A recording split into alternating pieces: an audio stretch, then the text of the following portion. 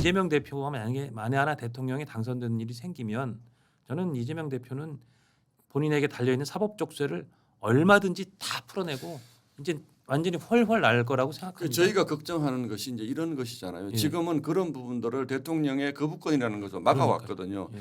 그러니까 민주당은요.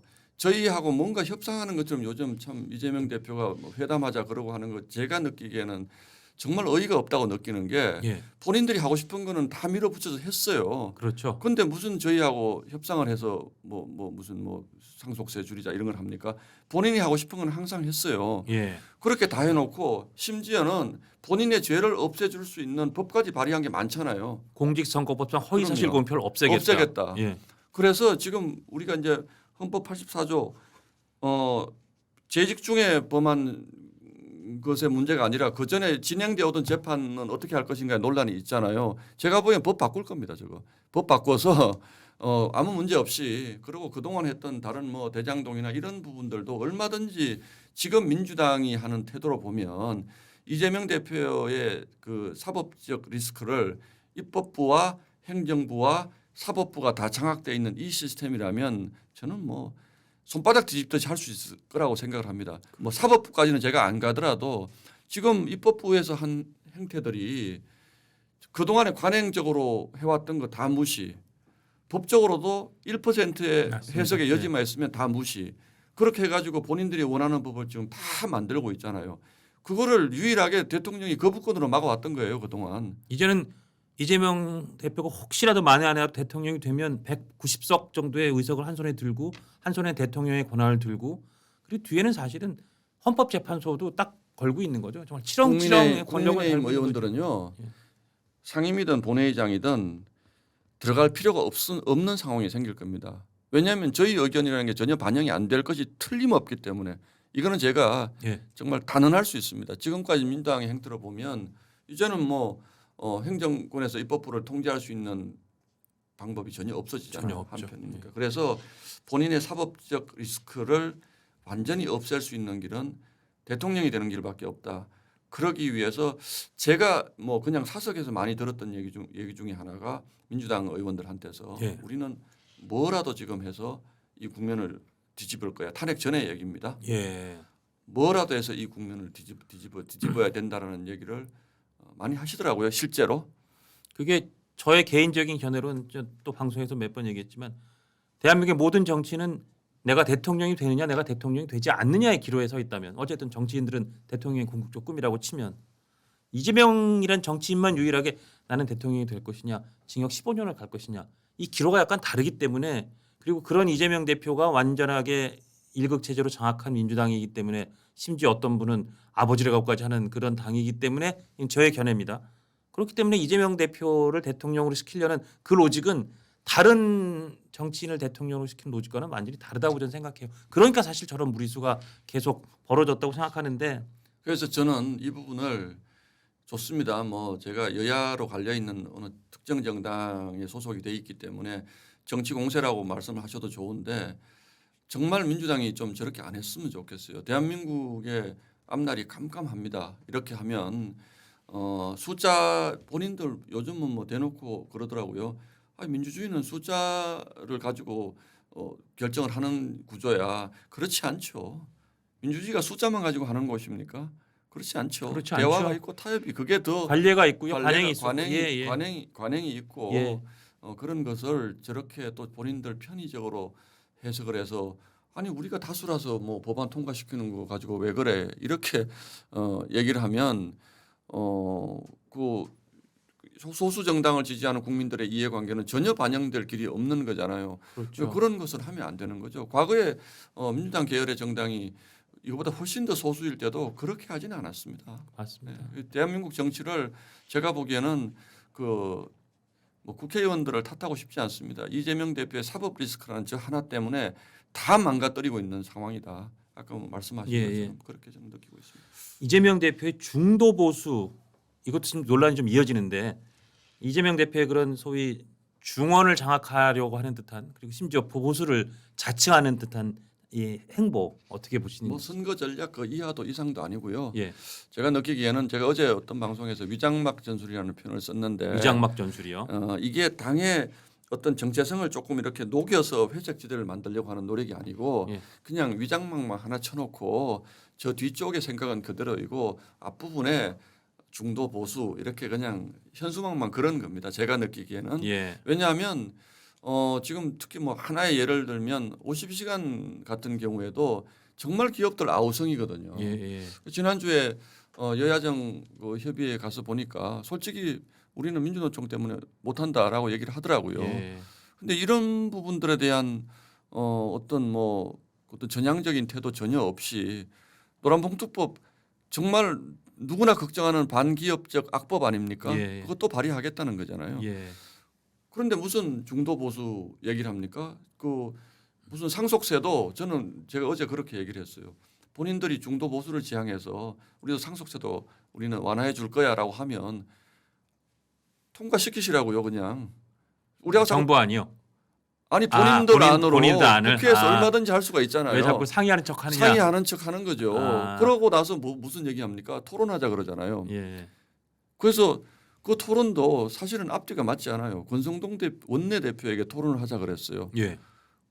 그래서 원내대표가 그래 그러면 하자 그랬더니 또 3대3 토론을 하자 그래요. 그랬더라고요. 예. 그러니까 이게 매일같이 말이 달라지지 않습니까? 이게 무슨 진정성을 느낄 수가 있습니까?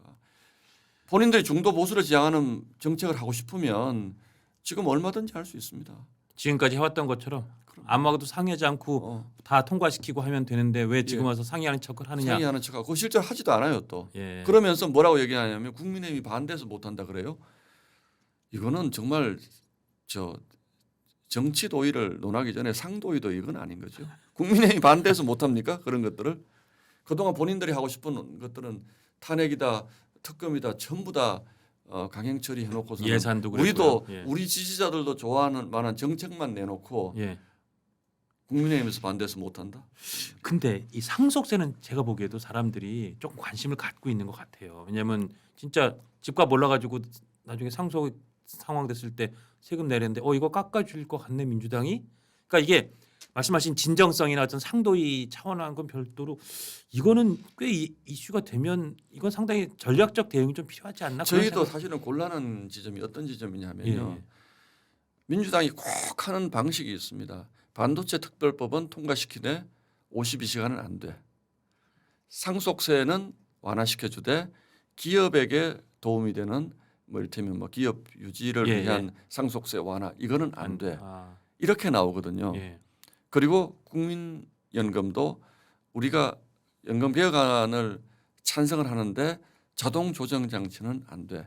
그러니까 저희가 핵심적으로 생각하는 부분에 대해서는 아주 완강하게 반대를 합니다. 그걸 걸어놓고 걸어놓고 이게 통과 안 된다. 그럼 국민의힘이 반대해서 안 되는 안 겁니다. 돼. 아, 그 전략이 예. 저희로서도 바로 그거죠. 우리 장원준 앵커 같은 분도 그래 상속세 좀 깎아줘서 아파트 한 채 정도 우리가 그냥 자식에게 물려주겠다는 거는 누구나 공감하는 거죠. 저도 공감하는 것이고 그렇게 해놓는데 예. 실제로 협상의 테이블로 가보면 절대로 받을 수 없는 거를 반드시 하나씩 끼워놨다는 거예요. 아, 그렇기 때문에 저희로서는 참 곤란하다. 예. 그런데 다만 저희도 이제는 이런 상황까지 왔으면 저희도 이제 저쪽이 그렇게 나오면 전향적으로 우리도 해서 예.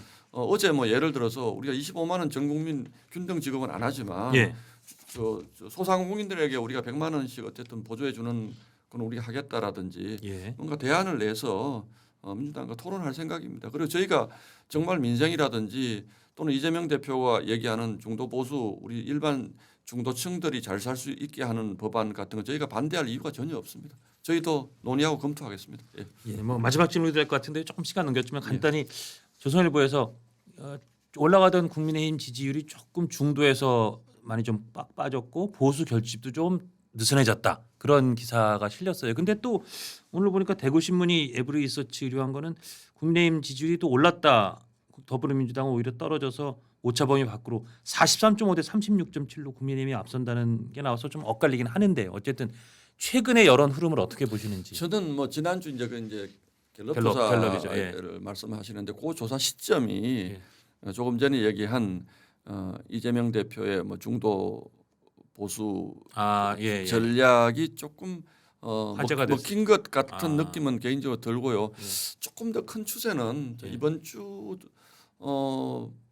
에서부터 이제 그 대통령 탄핵이 어떻게 결정되는지 그 과정을 조금 더 봐야 되는 것이고, 다만 한 가지 저희가 아쉽게 생각하는 것은, 저희는 지금까지는 오늘 제가 말씀드린 그런 부분의 일종의 방어 전략, 예. 그 부당한 대통령 탄핵 과정에 대해서 항의하는 과정에서는 저희 층의 충성도가 굉장히 높은 분들과 함께 할 수밖에 없는 그런 구조적인 문제, 예. 이런 부분들이 분명히 좀 있었습니다. 그래서 이제 그 부분도 이제는 저쪽에서 이제 그 부분을 알고 본인들이 뭐 중도 보수 정당이다 이런 얘기까지 하는 상황까지 왔고, 그 부분이 또 중도층에 계신 분들한테는 또 좀 먹힌 측면이 분명히 있다라고 생각을 하고, 예. 그러나 이재명 대표가 계속 무슨 말속임수로 이걸 계속 갈 수는 없거든요. 한두 예. 가지는 할 수 있습니다만, 대표적으로 주 52시간이 금방 탄로가 났잖아요. 그렇죠. 할 수 없는 걸 할 수 있는 것처럼 얘기했다는 거. 예, 이런 예. 부분들이 또 하나둘 알려지면 중도층에서도 저 사람 말은 믿을 수가 없겠네라고 하는 또 여론이 또 형성이 될 거라고 저희는 보고 있고, 저희도 그러나 그 민심이 저희 쪽에서 떠나지 않게 많은 분들에게 그 호소할 수 있는 뭐 전략은 충분히 저희도 준비하고 있습니다. 알겠습니다. 오늘 예. 바쁘신데 나와주셔서 감사드리고, 혹시 하실 말씀이 있는데 못 하신 말씀이 있으면 마지막으로 우리 구독자나 시청자 여러분께 다 좀. 했습니다. 다 다 했고요. 예, 근데 예. 시간을 굉장히 많이 주셨는데 예, 예. 마지막으로 제가 다시 한번 예. 호소드리고 싶은 것은, 이 과정은 정말로 잘못된 것입니다. 예. 그런데 다만 그 과정에서 저희 지지자분들이나 또는 중도에 계신 분들이 국민의힘을 무슨 극우 정당이다라고 민주당이 계속 몰아붙이는 것에 대해서 저는 정말로 안타까운 마음을 가지고 있습니다. 그렇지 않습니다. 정상적으로 진행되어야 될 법치주의가 훼손되고 있기 때문에 그 부분에 대한 항의를 하는 것을 극우 그 프레임으로 자꾸 저희를 몰아붙이는 것은 정말 잘못된 것이고, 국민의힘 지도부 입장에서도 여러 가지 고민이 많이 있다. 예. 그런 부분들을 특히 우리 지지자분들께서 정말 회량해 주시기를 정말 간곡하게 부탁을 드리겠습니다. 예.